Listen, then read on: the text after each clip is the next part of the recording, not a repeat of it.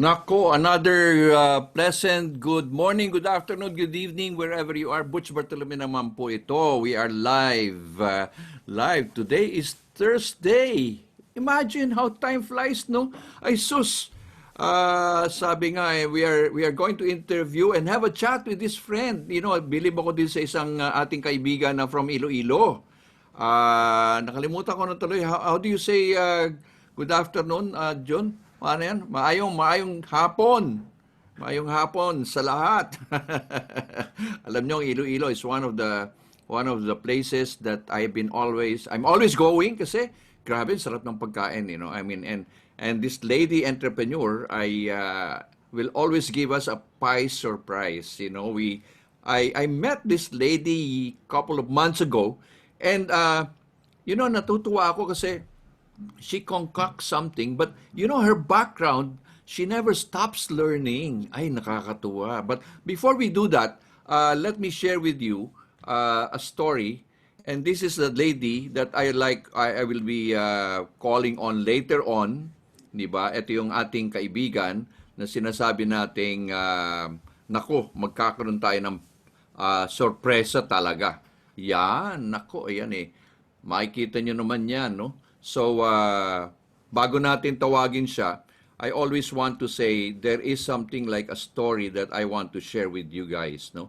Sabi nga natin, life is not going to be complete kung wala itong storyang ito.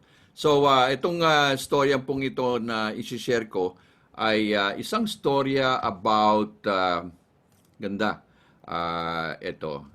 Sabi nga natin, ito yung storya ng if winter comes, you know, alam ko naman wala tayong winter, you know. Pero sabi nga dito, if winter comes, can spring be far behind? Okay? And the lesson is that everything in life is cyclic in nature. Night is followed by the day, and the day by the night. Winter is followed by spring, so on and so forth. Everything changes. If there are times of sadness, they will be replaced by times of happiness. All you need is have faith and really patience. Nako, bago natin, kumbaga, ang ganda ng ating storya ngayon dahil sinasabi nga natin, ang ating buhay ay ganyan talaga. At wag na natin patagalin. Tawagin na ho natin ang isang babaeng very dynamic, very entrepreneurial. At yan po ay si Mary Rose. Mary Rose, come in. Nasaan ka na? Come in. Ayan. Ayun, si Mary. Ay, how are you? Paki-mute mo na ang sarili mo ngayon. Yan, ayan na, mute na. Yes. Oh, kamusta na, Mary? Go ahead. I'm good, sir. Very good and still hopeful now and in the future. Of course. Mary, tell us, paano ka ba nagsimula talaga? Ang ganda ng storya mo kasi PIES surprise. Para bang everybody's in for a surprise ngayong hapon na ito. Yes, sir. I started this business when I resigned way back 2006. The very reason why I resigned was I have to take care of my child who is very sickly that time. So as a mother, I have to prioritize things. So while I resigned, after more or less 8 years in the corporate world, I have to make myself productive at the same time. So while taking care of my child, like 2 years old, I thought that I have to do something while taking care of my son. At that time, I thought of starting a business. And that was 2006. So, parang nakita ko ngayon you worked before in a corporate setup. Yes. As a manager in a retail company. How long did you work in the corporate setup? 7.5 years. 7.5 years.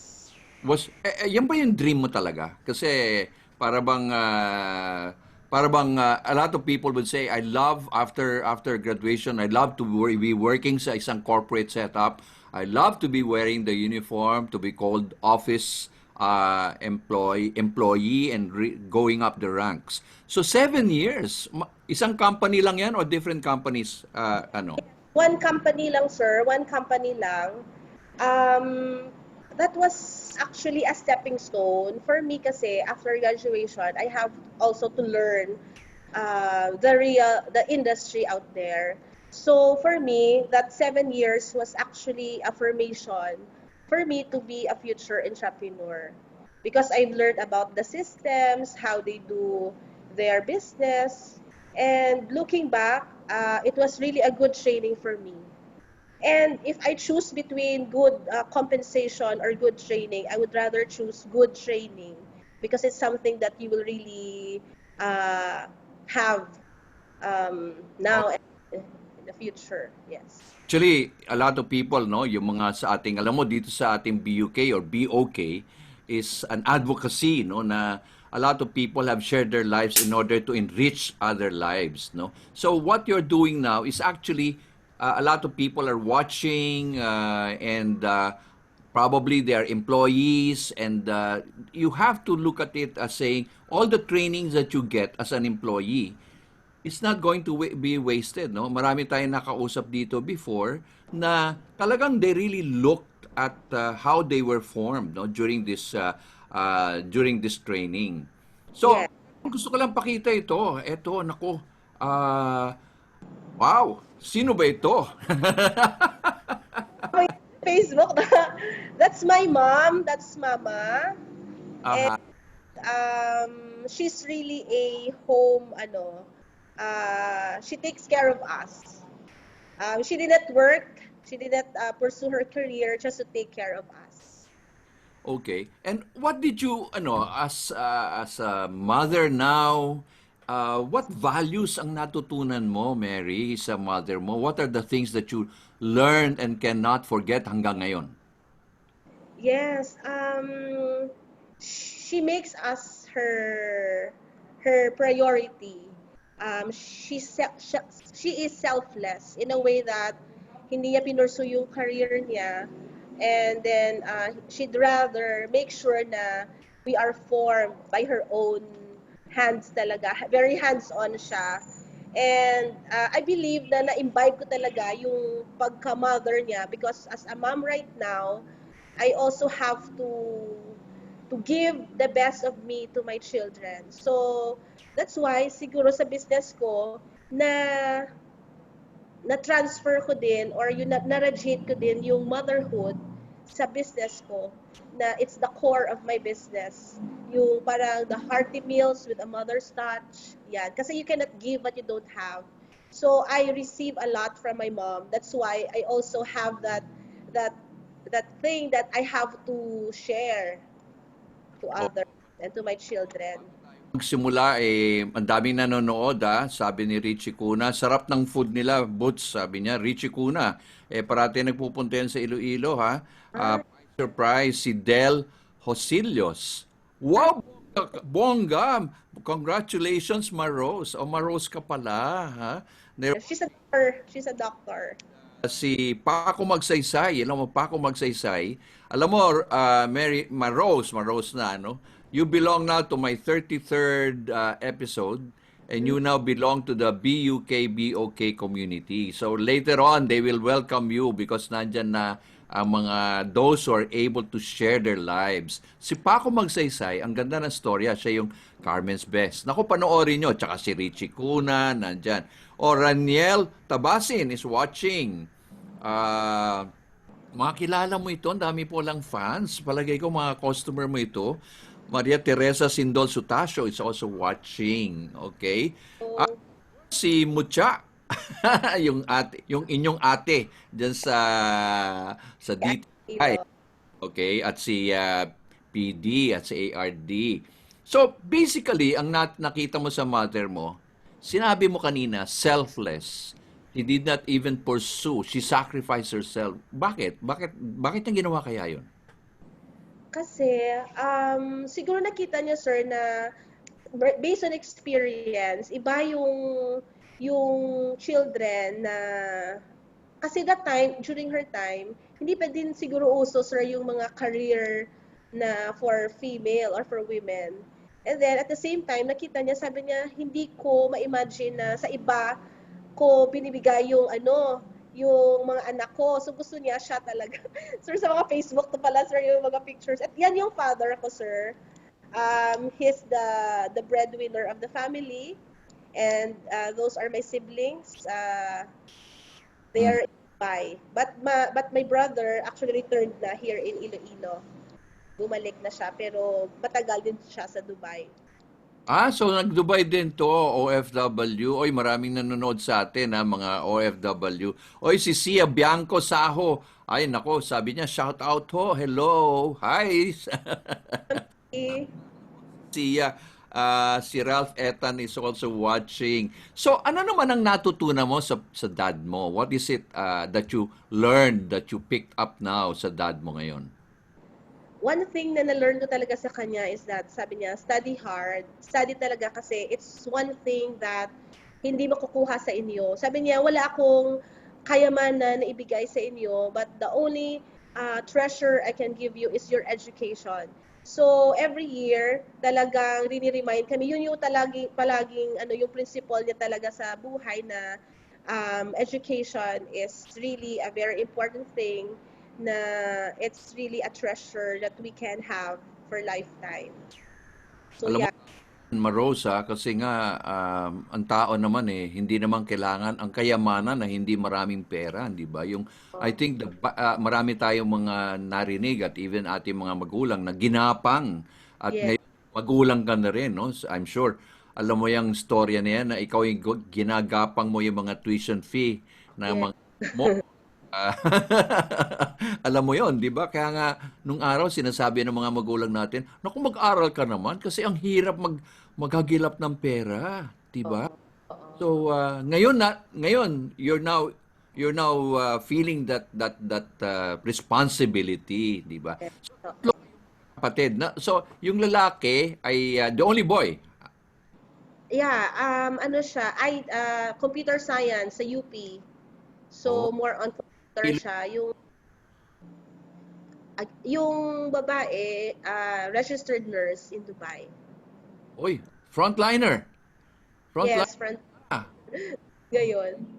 And kamusta naman siya sa Dubai? Kamusta na?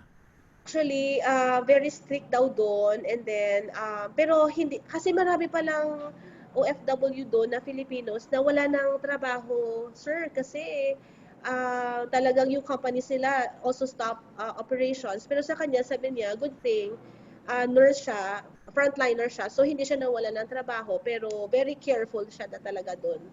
So all protocols pina-follow. Oo, I'm sure tama 'yon, no? Marami tayong mga kaibigan na walang trabaho, na naghihintay, yung iba nga uuwi, no? May nakausap tayo diyan yung publisher ng Ilustrado, si Lalaine Chu Benitez at ang kanyang asawa si Mon Benitez ay baka magkakaroon tayo ng isang seminar para sa mga ating mga kababayan sa OFW dahil mahirap ang lagay ng OFW ha. Siguro ang Dubai is okay but yung mga sa Saudi Arabia natatandaan mo siguro panoorin mo yung ating kwento doon sa isang kasama natin si Jenalyn Dinggalan, no? OFW mom niya at 3 years old iniwan na siya para magtrabaho yung nanay niya sa Saudi. At ang sabi nga nung tatay nila, suklian nyo na lang ang hirap. At totoo nga naman, ako si Jen ng Go Negosyo ay 24 years old. At wow, at saka yung sister niya ay talaga namang sinusuklian ng lahat ng hirap. Okay? Si Mai Competente is watching. Julius Espiga El Medorial. Si Mai, sabi niya, Hi Sir Butch, enjoying watching every topic you have. Wow, talaga naman. Sana naman nakaka-inspire. Lalo na kakagang ngayong COVID, di ba? O, kamusta na nga pala dyan sa Iloilo? Ano ang kamusta ng ating lockdown ba kayo or ano kamusta ang negosyo diyan? actually parang nag-back to normal na siya. Although may mga areas lang sir na may lockdown, like 20 households in a certain district. But more or less, Iloilo City open na siya, parang back to normal. Although we have to follow proper protocols. That's true. Hindi rin, we cannot take for granted. Alam mo naman tong ating kalaban na ito ay invincible at anywhere at everywhere. No? Kumbaga, strike anywhere. Mahirap na eh. Mabuti na mag-cooperate tayo at para sa ganun ay ligtas naman lahat. So, eto naman ay, nako, eto na. Ayan. Ikaw pala sa UP. Yes, so I have a short stint in UP as a teacher in marketing. So actually, one of my dream was really to be a professor, to teach talaga. It's one of my passion, and I was so happy when I was a teacher. And kaso after like 5 years, I have a calling, and then I have to quit my teaching in UP, but I have to teach another area, and that's it. And that is, I have a calling from the Lord, so I have to be a missionary. So I not just teaching how to do business, but really to teach about God. That's true. Very reason Oh, why I quit. oh. Importante yan eh, yung ating buhay eh. We are just instruments, you know. We cannot defy kung ano ang gusto niya eh, you know. We have to listen, we have to understand. Minsan kasi yung mga mahirap, yung bang ayoko, basta ako, eh matigas ang ulo, eh di siyempre, pag matigas ang ulo, eh di baka naman iba ang mangyari, di ba? So we have to keep on listening. So anong Yes. ginawa mo when you started teaching or something? Anong ginawa mo when you left UP and started another journey? Ano nangyari? Actually, we had a very busy schedule that time. We have like provincial missions, and then a year after we have international missions. And that's why I really quit the UP stint, because sabi ko it would be unfair if I will be absent all the time sa klase, because I have to do all these missions. And it was really very hard for me. Almost for 2 months, I was staring up, and then wondering why I have to let go of the thing that I really love, which is to teach. But Yeah. then God taught me na you have to follow my will, not your will. And That's then actually, and one of my colleagues in UP said, Marose, you have to have the leap of faith. You don't know where you will jump, but as long as you have God in your hands, why worry? So that's one thing I really appreciate and put into my heart. And eventually, after I quit UP, so very busy sa mga mission. Pero there was this opportunity that came, and I had an offering. I won a bid in a call center. uh, Actually, I don't know anybody there in the call center, but they invited me to bid to operate for 24 hours in their pantry. So, course. Aba, hindi biro-biro yan. Catering na yan. I mean, did you ever have an experience sa catering? 24 hours yan, ha? yes, actually, sir, when I had my time in UP, they would order food from me. I'm not really a professional caterer that time. I would just, they would just order, Maros, I want your roasted chicken.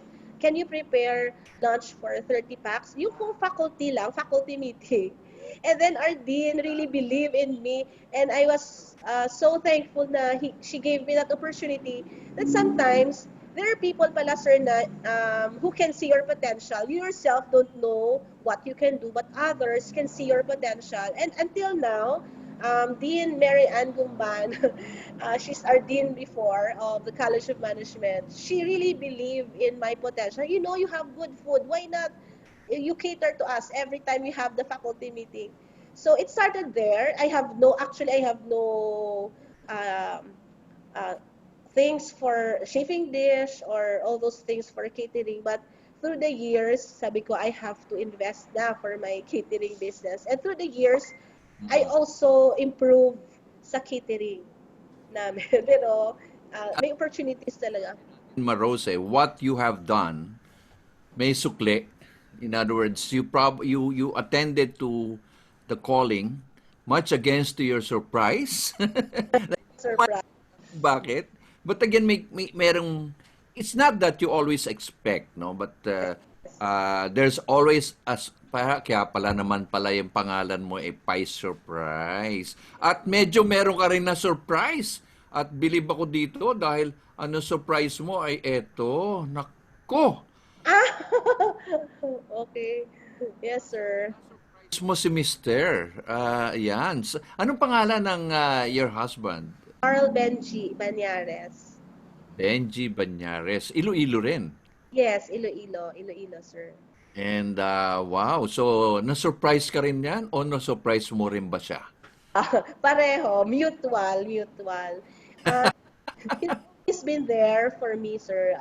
Kumbaga, kahit sa negosyo, sa career, sa mga anak, he's always been the silent supporter. Hindi siya ganun ka madaldal, pero very strong yung support niya and yung love niya. And then kahit nga na I will be busy sa work or sa school before, kampante ako na he will be there for the family.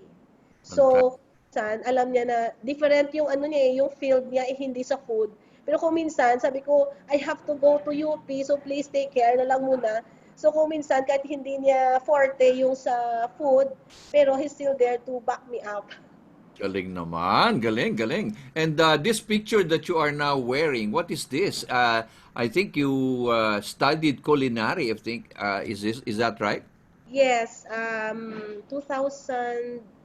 2 years ago, sir. So after all those years of operating as a caterer with no official or no culinary background, I decided na I have to learn it the right way through a culinary school. So I graduated 2019, just last year. Wow. And believe ako sa iyo, what is that passion in Marose that you never stop learning? You always Actually, learn. yes. Yes, that's one of my motto talaga, na one should never stop learning. Kumbaga sa mga, kahit ngayon, sir, during the the pandemic, maraming webinars, and I really maximize the opportunity to learn from the experts through webinars. So sabi ko, for me kasi parang you can only survive if you also make sure that you are capable of adapting to the changing environment. So everything now is uncertain, especially unexpected din yung pandemic, pero if you have that knowledge, siguro yun din yung sabi ng tatay ko na you have to learn, you have to learn. So yan, that is one in our mission, together with my husband. So, kahit sa mission, nandun pa rin siya. He's always there. So, noon ako lang, pero sabi ko, I have to share also this ministry kasi hindi naman pwede na I'm serving the Lord tapos hindi din maintindihan ng husband ko. So, we have to be together. And actually, we have this synergistic relationship talaga na once we are together, we can do more. Because kung ano kami, complementing. We really complement.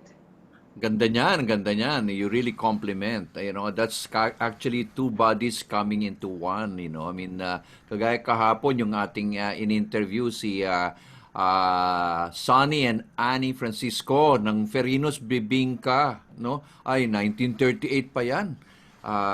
Hindi siya 1938, pero yung business ng lolo niya, 1930. Okay.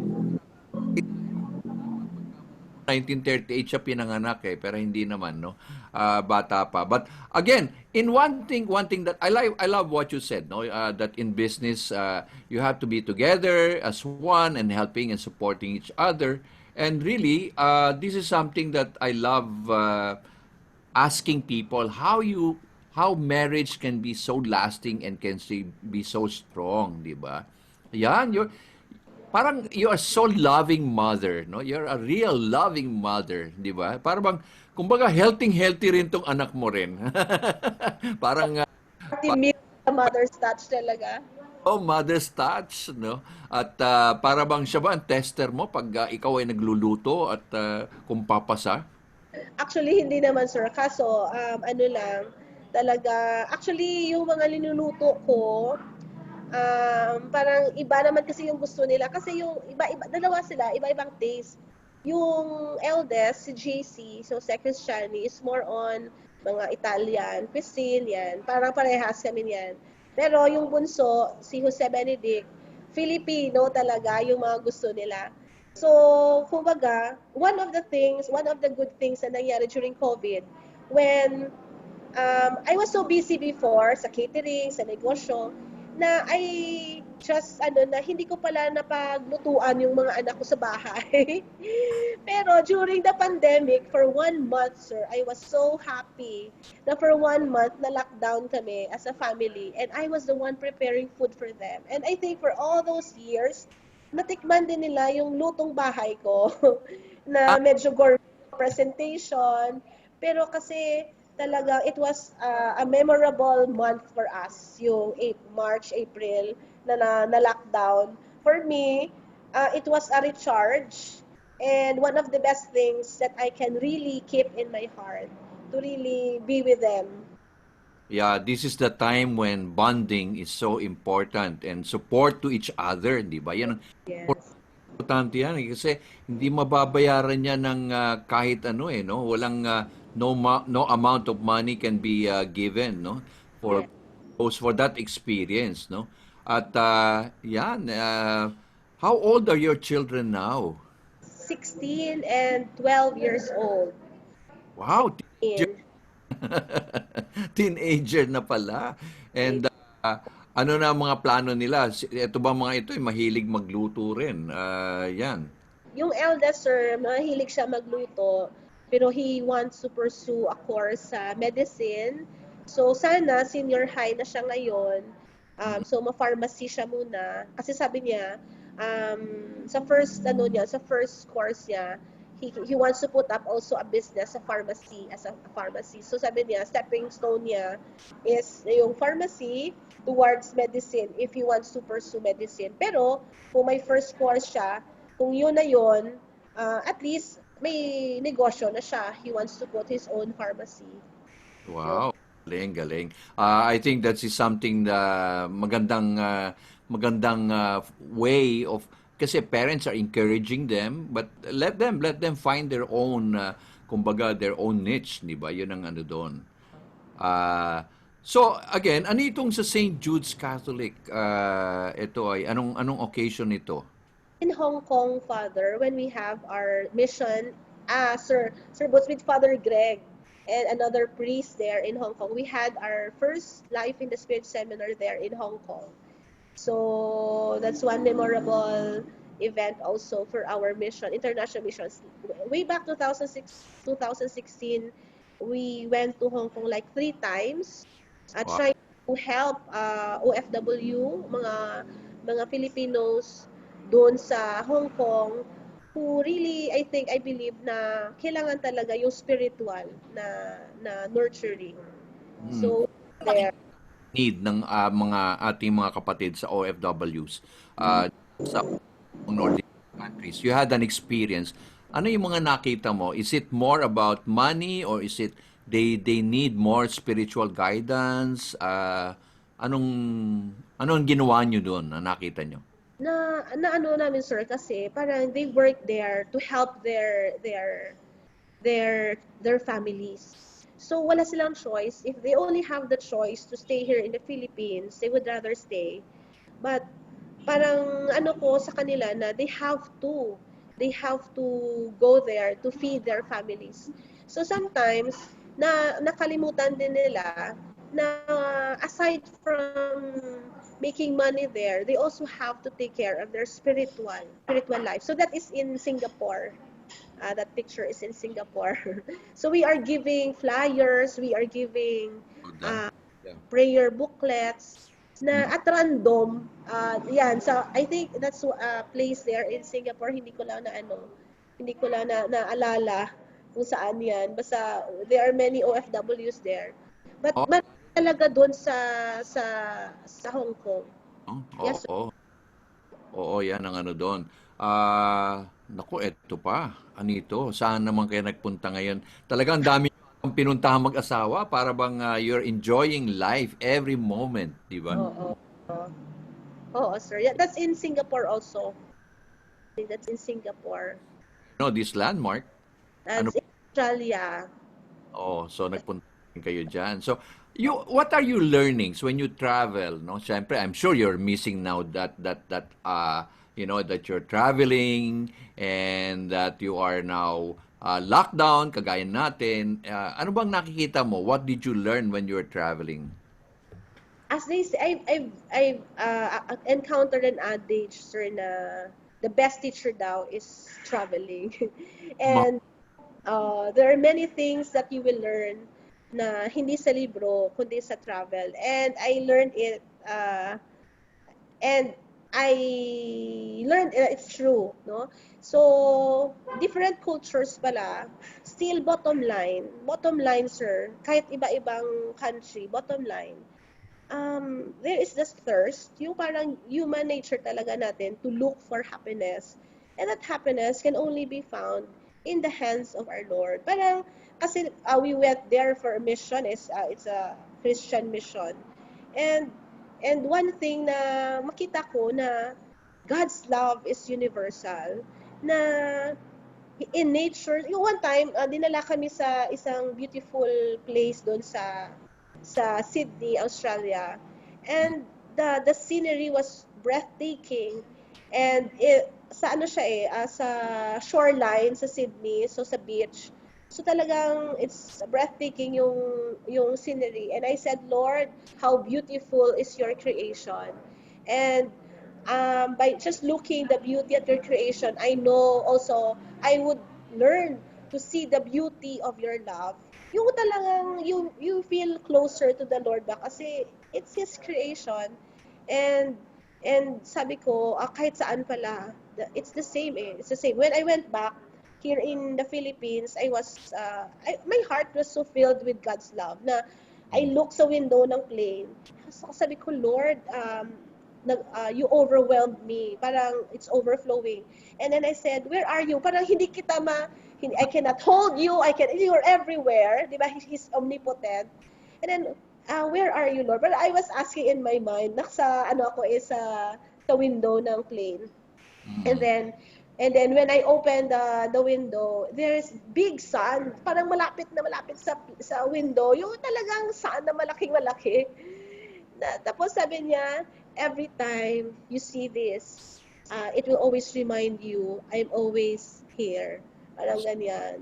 And now that you are an entrepreneur, my God, I mean, bilib ako sa iyo, ang dami mong steps na nangyari, no? From corporate person to a missionary, a teacher, and now you're an entrepreneur.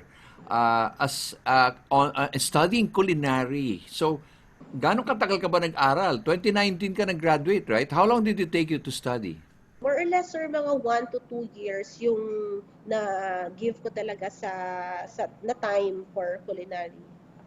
But it's a 1 year period. Pero more or less, mga 1.5 years siya. Kasi I have to, uh, Specialization mo? Anong ginawa mong specialization? dito kasi, I'm also thinking of saan ba ako, savory or sweet ako, pastries, ganyan. Um, hanggang ngayon, sir, I'm in the middle na I can do savory, I can also do pastries. Parang all around, flexible siya. But marami nagsasabi na I'm best daw sa desserts, I'm best daw sa ano.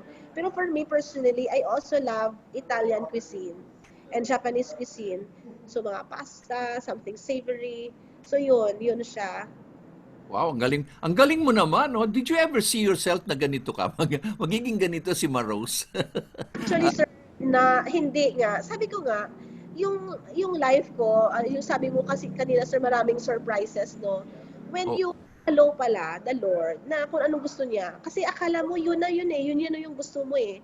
Pero siya pala, He knows more. He knows better than you. So, if you just follow Him, marami pa siya palang sorpresa para sa iyo. Although sabi mo, we did not expect. Because I myself did not expect. I True. just followed him because I love him. Parang ganun. I followed him because he is my God. Pero, ngayon, looking back, ngayon ko lang nga na-realize yung sabi mo, sir, na, ay, looking at the pictures you posted, sabi ko, ay, marami na palang nangyari sa life ko na, oo nga pala, no, parang ganun. True, true. Remember, we had a seminar about a couple of months ago, and and I know that you were sort of kind of confused kung saan pupunta si Marose, kung ganito, ganito, and then finally even the packaging, you know. Oh, yeah. Ang dami mong catering. Bilib ako sa'yo, pati paa mo pwede rin magtrabaho, nagtatrabaho, naglalakad, yung bibig mo naglalakad, ang dami, mega tasker. But you're able to identify and you started putting up displays, ayan. And people are still calling you for catering, yan. Ano ito? Ano nangyari na dito? Nag-OJT kami yan sa Marriott. Sa Oh, Marriott, kap, Iloilo. o biro So, mo doon, yan, doon ako ano ba yun, yung, before mag-graduate ka ba, nag-OJT. Nag-OJT. JT dyan. Ayan. So, ngayon, bakit Pie Surprise ang binangalan mo ngayon? Actually, Pie Surprise came about way back 2009 pa, sir. Kasi I started my business 2006 with roasted chicken, mga ganyan. Pero, um, looking at the environment din, na marami nang nagpa-pop up din ng mga roasted na mga companies, no? So sabi ko, I will not compete with them na lang. So I have to have my own niche where I can enjoy my place in the industry. So I have to look also at the supply chain. So sabi ko, ano yung marami dito sa Iloilo na I can tap as raw materials. And that time, maraming buko, maraming coconut. Sabi ko, and then cheap pa at that time. Sabi ko, marami pala dito, why not make buko pies? Kasi noon, ang ano ko is chicken, etc. But I renamed it into Pie Surprise. Surprise kasi sabi ko, hindi ko din alam kung ano pa yung iba. So, yan, iba-iba na yung mga logos ko, yung mga mga colors ng brands ko, nag-change na siya, yung boxes also evolved na kung ano din yung gusto ko that time. But Mm. now, with after our seminar with user, actually, it really helped me as an entrepreneur, as an individual as well, na you have to really. Gusto natin magpasalamat, DTI office in Iloilo, all watching. Hi, kamusta po? Long time no see si Ma'am Melinda, tapos sila Mutya. Oy, kamusta ha? At sila Miss Marianne Bibit, thank you for helping also some of my clients, especially for trademark. Nako, very, very efficient. Taga Manila, pero na-assist ni Ma'am Marianne, no? Talagang believe naman talaga ako. So, basically, nung araw, nakikita kita, hindi mo rin alam yung logo, hindi mo alam yung kulay, pa, paiba-iba ka, no? Kasi I think that's very typical ng entrepreneur kasi hanggang hindi mo na-focus yung gusto mo or yung the way you feel it, ayun ganun pa rin no? So, Oo. ganyan, at all of a sudden, eto na siya. Diba? Iba-iba. So, until such time na nagkaroon ka ng, ano ba ito, ng iyong identity. So, ngayon, ano na ito? Ano na itong tinayo mo ngayon? Yan siya, sir. Yan na yung food shop na more or less, yan na yung after all those transformations, yan pa, sir, yan yung 2009 yan, yung picture na yan, 2009 pa siya. Yan, ganyan. Yan na ngayon. Yan na siya ngayon. Ah, So, yung before ng COVID. So, after yung kasi yung DTI, ever since, sir, was really there. 2006, very active din ako sa mga seminars na DTI. Kaso, nawala lang ako ako sa UP, nag-teacher ako. Tapos marami na akong pero I think 2 years ago, when I had my DTI registration, yung business registration renewed, May 2019 yun kasi, si Ma'am Zia, she was really the one who invited me, "Ma'am, KMME ka, ma'am, KMME." Sabi ko, "Eh, hindi na kasi." Sabi sa isip ko na alam ko na 'yan kasi sa academe din ako. So parang sabi ko it will be redundant. Pero sabi niya, "No, ma'am. You will learn more," sabi niya. And I was so happy and thankful na na ano ko, sabi ko, oo nga pala, no? Marami pa akong hindi alam. So, siguro it takes humility talaga to really realize that, every day you must learn. And it was really a big help yung KMME and then with user na consultancy But and the way. one thing that I'd like to share and maraming benefits, like for example what DTI is now doing diyan sa inyo sa Iloilo. Si Mamucha yan parati umiikot trying to convince because there are a lot of benefits, no? Alam mo, ang kapatid mentor me, ang dami na.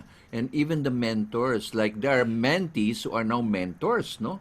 At kasi the whole purpose, like what Go Negosyo and Joy Concepcion, and together with Secretary Mon Lopez, is trying to uplift, uh, you know, uplift everybody. In other words, if you want it, let's do it. But hindi pwedeng tatamad-tamad. And ako'y natutuwa dito sa ginawa mo. PIES Surprise. Anong nakalagay na tagline dyan, Marose? Ano nakalagay dyan? Ang ganda eh.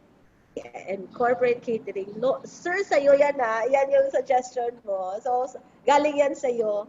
So, at least, no, meron na tayong, at least may focus na ba? Makafocus na ako, sir. Kasi noon parang wala akong focus. Yes, yun yung pinaghirapan namin ikaw ng aking wife ni Linda. Binuno ka namin ilang linggo, no? Na nagpupunta kami diyan sa Iloilo. Kasi hindi kami aalis na ang tao ay kagaya mo. We cannot teach and then leave you confused. So, hindi pwede yun. I mean, this is something that we are responsible, di ba? Oh, by the way, let me just greet also si Chedi Luna Alarde is also watching from Bohol. Jean Saligan, Eli Dalangin, si Rice Mob Queen, si Maria Victoria Leonardo Acosta. Yan po ang Rice Mob Queen. Nako, pag natikman nyo naman to, yung mga taga Cavite, maswerte kasi nandyan na yung rice mob, no? Flavored rice to, Marose, siguro baka you can look at this as something for your, malay mo, pie surprise, you know? So, you are now offering all these items, Guatemala, Antigua coffee, Italian rose. What else are you offering? Actually, sir, that was pre-COVID siya when we have dine-in operations. Mhm. Ngayon, as of now, hindi pa kami nag-open ulit for dine-in but more of take-outs. But Yes. all things, pwede siya pa rin ma-take out na yung all of this coffee and tea. Ayan, mga food trays. Ngayon, instead of buffet setup, yung ano na siya, ng pivot na siya into more of takeaways, yung food trays siya. So I have also to adapt sa changing environment din ng market. So ito, medyo nauso ngayon sir yung mga takeaways na food trays na ganyan. Remember, I was telling you months ago, prepared by food tray. In other Yes, words, catering mo is actually DIY, do it yourself, di ba? Yung kita mo ngayon with this COVID, di ba? A lot of people cannot dine in. Uh, yes. 30% na lang ang seating capacity mo because of social distancing. So, But actually ngayon talaga marami ang pick up and delivery, no? So yes, family would like to be together. yes. Probably they want like Father's Day or birthday celebration. Pero yung ino-offer mo is something that people will now say, bakit pa ako magluluto? Hindi ba? Or, tignan mo naman tong yung, ewan ko, nakakatakaw. I mean, magdi-dinner time na para bang iisipin mo, if only Marose can always, can supply here in Metro Manila, siguradong ang daming kukuha sa'yo. Oo. And and Iloilo is such you have abundance of seafood, di ba? Yes, oo. And other natural resources, seafoods, vegetables. Yeah. And why corporate nga pala? Bakit mo sinabi? Kasi sinasabi mo no, nag-start ka ng call center, di ba? Yung what else? You really focus on family and corporate. Ito yung mga ang daming businesses diyan, di ba? Yung mga offices, mga nagmi-meeting, di ba? Yes, isang market na target din namin, sir, is corporate kasi magandang account din sila, parang B2B or at the same time for institutions like schools, um, corporate, yung mga companies na may marami din silang mga, ano yun, yung mga events, seminars, yan. So we Correct. can cater to them. One of the things, anong isang number one na makikita mo ngayon in maintaining your business? How do you handle quality? Yan. Yes, for food business, quality and consistency is really very important. It's one thing na one of the things na dapat naintindihan talaga ng buong company, ng mga tao. So, and I say na very hard siya to maintain. So, I have to have the systems and the policies na para ma-maintain siya, para ma-standardize din siya. Alam mo, So, yun. Marose, because you not only look at quality of your food, but the way your people, yung customer service, ay grabe, nagsiseminar tayo. Only one person is handling all the serving and the catering and the servicing. Bilib ako sa iyo, very dedicated sila. So, kamusta na ang mga tao mo ngayon? How are they now with this COVID situation? Yes. Actually, sir, like for 1 month na wala talagang operations kami. So, that time, everything was so uncertain. Sabi ko, ano kaya yung mangyayari? I myself don't know what will happen. Kasi that time, talaga grabe yung ano sa media, ganyan-ganyan, ng COVID, yung talagang deadly. Oo. Oo. So sabi ko, paano ko ni ma-feed? And then they would, some of them, nandito sa amin kasi hindi sila makabalik probinsya. So for all those months, talagang kami yung nag-feed sa kanila. Tapos, at the same time, sabi ko, how can I continue to feed them? And at the same time, support them. Kasi yung iba, may mga pamilya na din. So, saan pa sila kukuha ng ano nila ng ng sources of income nila.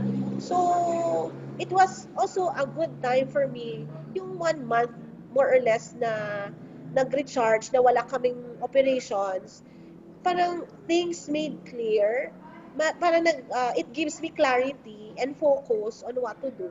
And then yung nasa ano din sa puso din kasi, sir, na kasi as an entrepreneur, I really believe na you will become an entrepreneur if there is that that heart in you not to help others. True. And at the same time, to help, pero they should also know yung deliverables, meaning the quality, the consistency. So, yung mga tao ko na sa akin ngayon, yun yung tao talagang open na I can train them, yung open na, we share the same values. So, yun. Yun ang maganda ngayon no? Alam mo, with this COVID, the advantage is you're able to plan out and really the heart of an entrepreneur is on leadership, di ba? Kasi nga Yes. a lot of people would say na lay off, a lot of people laid off kasi nga businesses are really it's really tough. I mean, nobody can say na sweet Oh, and rolling yan, di ba? Hindi eh, merong challenge eh. But I think the challenge is as a leader, as an entrepreneur, you're able to transcend, no? You're able to share. Oo. Ayan, mukhang nagbibigay ka na ata ng class or lecture. Ano bang ginagawa mo dito, Marose? that's an inspirational talk, sir, sa SM employees. So, they invited me to share and to inspire them. And also, parang ano yan, spiritual talk din yan. So, we give that advocacy also. And yung isang picture naman, sir, that is in Mindanao. I think lahat yung makasama ko yan, lahat pari yan, sir. Kasi meron silang vicariate meeting. So lahat yan are priests. And we also, I think, part of the launching of our Filipinas for Jesus. So under the song Mary Queen of the Philippines, so personally, pina-IP ko na, proprietary na, nag-apply na ako ng copyright sa DTI, Mary Queen of the Philippines. Naman So I'm, sir? mag-IP, oy, trademark ha. Mukhang may natutunan ka na rin. Very good student. Oo, sir. Alam mo na. Oo. Hindi kasi, hindi ba, pagiging entrepreneur sometimes hindi natin naiisip yung trademark, hindi natin alam kung ano mga ginagawa, but you really absorb what we have shared with you, and really happy, I'm really happy that you are doing that, no? Kasi nga, bihira lang yung mga ganyan, no? Sabihin mo, ay nako, tsaka na, importante yan. So, ayan, ikaw ay Yes. nagki-catering dito, Marose, anito? Attorney Gabby Concepcion. The Y, yung sa ABS-CBN, Yeah. Attorney Gabby Concepcion. I catered kasi sa isang event sa school na she's one of the guests. So sabi ko sa kanya, Ma'am, can I have a picture with you? Kasi ako yung nag-cater ng event. Ah, And this one also is the launching of Homeworld SM. So ako din yung nag-cater ng opening nila kasi nag-renovate sila. So nag-launch sila ng new Homeworld. So ako din nag-cater sa kanila.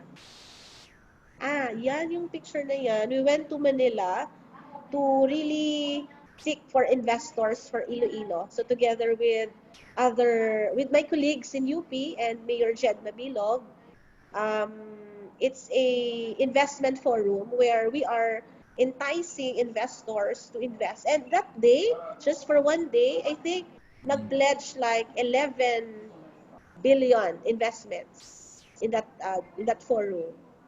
so you are now part of probably you're part of the growth of Iloilo, huh?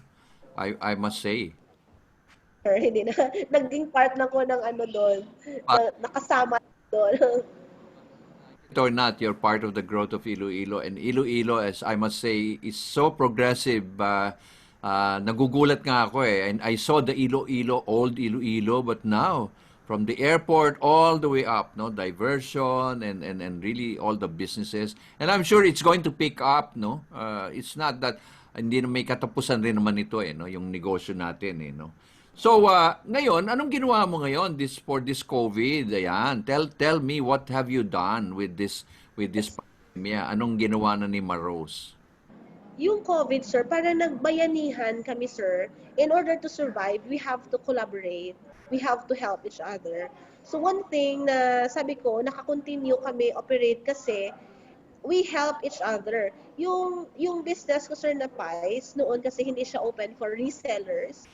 But during the quarantine period, so people cannot go outside. We have to bring the products to their homes. So nag-open ako sa online selling or resellers. So we have resellers na nagsabi sa akin, yung iba hindi ko din kakilala, pero sabi nila, I need income. So I need to have income. So can I sell your pies? Sabi nila. So, and I opened that scheme to them, giving them enough discounts and commissions na we will all survive. And it was also a great help for me during that time kasi marami kaming malayong-malayo na area, they delivered our pies to there sa kanila. So, yun, nakasurvive kami kasi it was really collaboration and bayanihan. But I like what you said, the word collaboration. Kasi I think that is now what we need. No? Kumbaga, it's not ako lang, ako lang, ako lang. Hindi, we need, you make the price, you get people to sell, you get people to deliver, and really, it's a win-win-win-win situation. No? It's not, you only win because you profit, but you share. Kasi, alam mo ngayon, ang dami, no? I'm sure you're aware na ang daming, sabi ko nga, marami tayong OFWs na returning. Marami tayong big companies are laying off. I mean, it's sad. It's really sad, no? marami tayo diyan na nagkakaroon ng mental health problem. Alam mo, mental health is if you're a mother, you are so, alam mo, ano ba nangyari? Worried, right? The more if you're a breadwinner, lalong-lalo na, what will be the future? And I think, ito yung ginagawa mo na establish faith and really keep on going and rallying people, no? Kumbaga, may kaya yan, no? Kaya yan, kapit lang.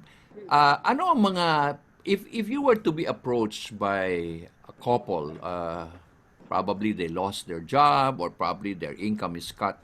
Ano ang pwede mo ngayon i-share? Alam mo kasi sa atin hanggang sharing lang tayo, but in the end, it's actually the person or the people who should do themselves, I mean, we can inspire, but doing it, sila rin dati gagawa eh. So, ano yung mga tatlong bagay na pwede mo ngayon na i-share sa ating mga nanonood ngayon, no? Lalong-lalo na dyan sa Iloilo, ang daming nanonood sa'yo dyan. So, anong pwedeng i-share ni Marose? Give me at least 3. 3 tips, sir, para ganyan. Oo. Siguro, know your purpose, number 1. Yung purpose kasi is based also on what can you do for others, not only for yourself. Kasi if your purpose is based on yourself, parang hindi din yan hindi din yan what you call that, hindi din meaningful in the long run. So, I think know your purpose. Second is just continue. Kumbaga, every day hopeful lang tayo. And then the third is, of course, although not the last, which is the very important one, is to anchor everything, our lives, to the Lord. So have Him, follow Him, make Him your number 1, make Him your priority, and the rest will just follow. True. Alam mo, isa sa mga kasama sa mga na-interview natin ay karamihan sa kanila nagsabi there is something that they learned in this pandemic. It's actually faith. Kumbaga, they have returned, they have recharged, they have reset, their life. Kasi ngayong pandemic, Marose, iba na ngayon ang labanan, no? The new landscape is different, no? If you're probably in the mall, you probably may have to cut down on the size, no? Kasi nga limited na, no? Alam mo naman, ikaw you have a restaurant, 30% lang ang seating capacity. Paano naman kung ang laki ng binabayad mo, no? So it's really a lot of innovation, a lot of outside the box thinking, and really how you can serve. Kasi like for example, isa sa mga nakita ko ngayon in the food, a lot of food businesses have set up their cloud kitchen. Alam mo yung community kitchen? Yes. Community kitchen, and everything is delivered or everything's picked up, but there are no dining. Yes. It can be like, for example, sa may, ano bang alam ko dyan, sa Paasi, kunyari, dyan sa Paasi o Haniway or dyan sa Miagao, di ba? So, merong mga ganyan na nagsiserve, pero, but you continue serving, no? And the brand is always there.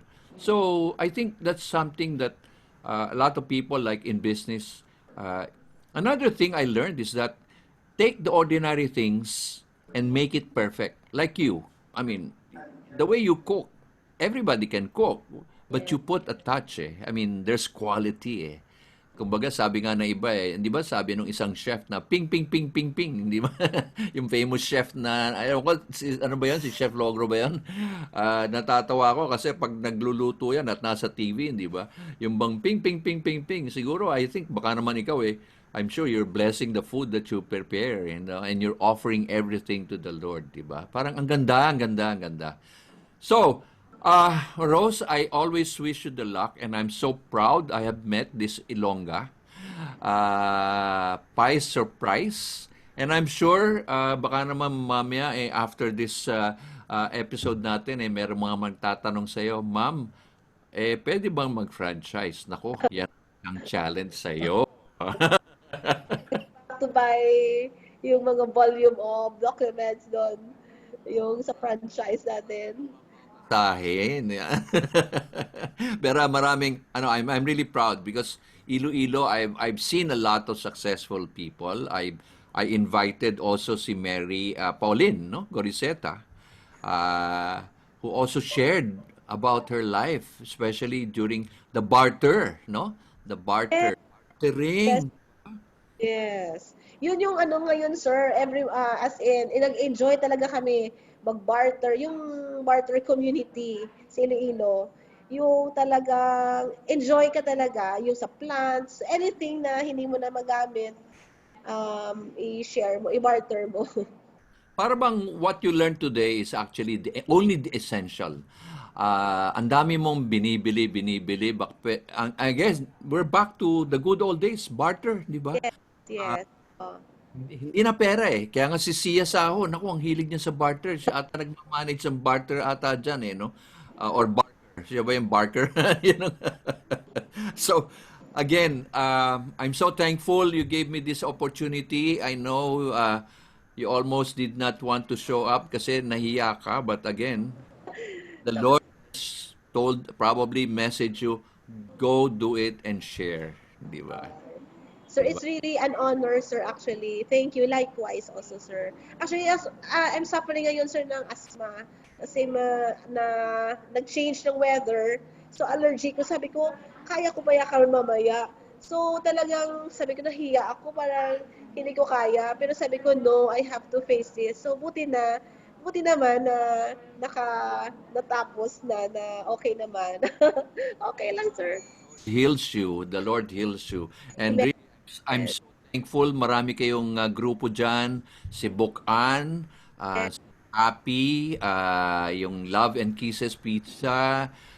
Sino pa yung mga kasama ninyo dyan? Meron taga si Paris ni Kuya from Zamboanga, no? Galing ng grupo ninyo, no? Tsaka Agi, sino pa ba mga ano? Basta Cebu pala, Cebu, ah, Cebu, di ba? Cebu. then Oo. Limon. Send my regards to Limon. Ang ganda ng story rin niya, no? A corporate woman becoming an entrepreneur. So again, Mary, I won't prolong you, but again, let me honor you and give you thanks because you are now part of my Wow. 33rd, and you will be part of the community. And you'll be exchanging notes with these people and watch their video. Ang ganda ng mga sharing. Huwag ka lang iiyak dahil meron pang isa na Wow. eh, yung tatay Cebuano, no? Cebuano, si Kernan Motomol. Ang ganda ng story niya. I don't want to preempt you. Sir. Sir, by the way, sir, yung 33, talagang number ko yan. Kasi yung birth date ko is March 3. 3-3. And then, every time yung like, sa plane, like plane ticket, 3-3 din palagi. So, sabi mo 33rd. So, it's really my number. God knows. I don't know why I chose you as the 33rd.